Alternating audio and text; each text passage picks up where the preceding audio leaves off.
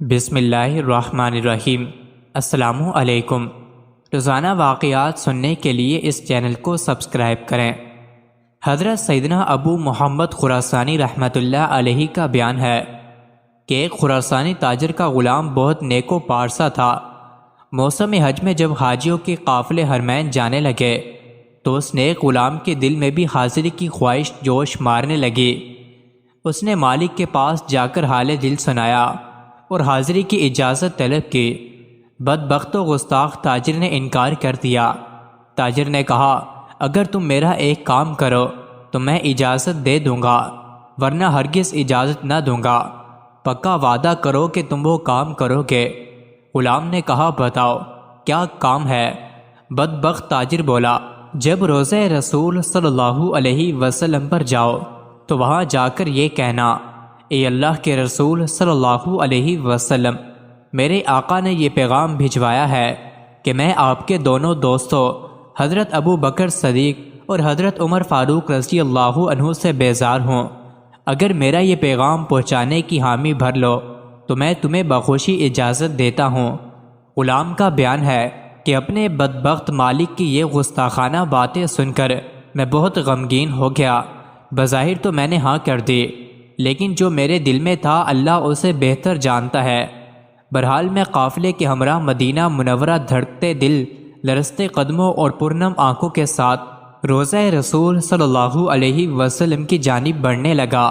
قبر انور پر پہنچ کر میں نے سلام عرض کیا۔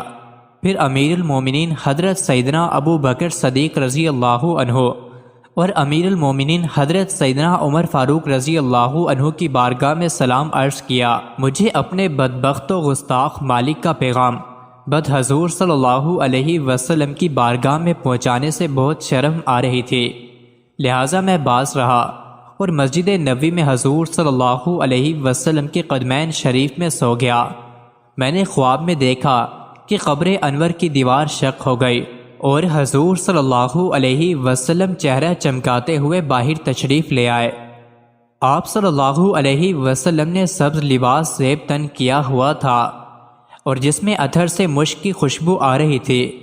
سارا ماحول مشکبار ہو گیا۔ حضور نبی کریم صلی اللہ علیہ وسلم کی دائیں جانب امیر المومنین حضرت ابو بکر صدیق اور بائیں جانب امیر المومنین حضرت عمر فاروق رضی اللہ عنہ تھے۔ حضور صلی اللہ علیہ وسلم کے اتباع میں انہوں نے بھی سبز لباس پہنا ہوا تھا۔ آپ نے میری طرف متوجہ ہو کر ارشاد فرمایا، اے عقل مند شخص، تو نے اپنے مالک کا پیغام ہم تک کیوں نہیں پہنچایا؟ حضور صلی اللہ علیہ وسلم کی ہیبت اور رعب اور دبدبہ اتنا تھا کہ میں نے سر جھکائے دستے بستہ عرض کی، میرے آقا، مجھے شرم آتی تھی کہ آپ کو آپ کے پہلوں میں آرام فرما دوستوں کے متعلق اپنے بدبخت مالک کا گستاخانہ پیغام سناؤں۔ آپ صلی اللہ علیہ وسلم نے ارشاد فرمایا، اے خوش بخت، انشاءاللہ عز و جل تو حج کرنے کے بعد بخیر و عافیت خراسان واپس جائے گا۔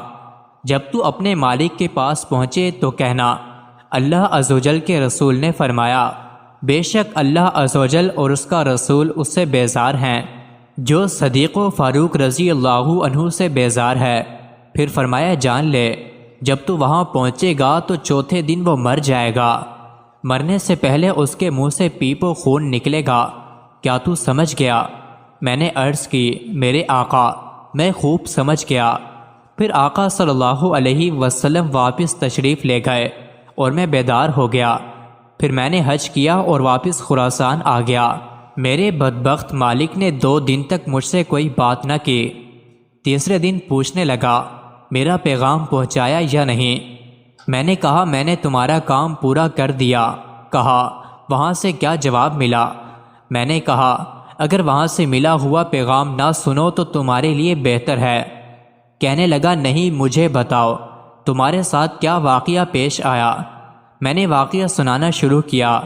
جب میں نے یہ بتایا کہ رسول اللہ صلی اللہ علیہ وسلم نے فرمایا، اپنے مالک سے کہہ دینا کہ اللہ اور رسول اللہ صلی اللہ علیہ وسلم اس سے بیزار ہیں جو میرے دونوں دوستوں صدیق و فاروق رضی اللہ عنہ سے بیزار ہے، تو میری بات سن کر وہ بدبخت و نامراد قہقہے مار کر ہنسنے لگا۔ پھر اس طرح بکواس کی، ہم ان سے بیزار ہیں اور وہ ہم سے بیزار ہو گئے، اب ہم سکون سے رہیں گے۔ اس بدبخت کی یہ بات سن کر میں نے دل میں کہا، اے اللہ عزوجل کے دشمن، جلد ہی تو اپنے انجام کو پہنچنے والا ہے۔ حضور صلی اللہ علیہ وسلم کے فرمان کے عین مطابق چوتھے دن اس بدبخت کے چہرے پر گندے پھوڑے نکل آئے اور اس کے منہ سے پیپ اور خون بہنے لگا۔